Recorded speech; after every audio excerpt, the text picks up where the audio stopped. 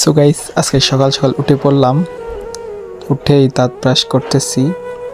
And guys, আজকে আমার first day কাজের। সো অনেক ভালো লাগতেছে, এমনকি আজকে আমার অনেক খুশিও লাগতেছে।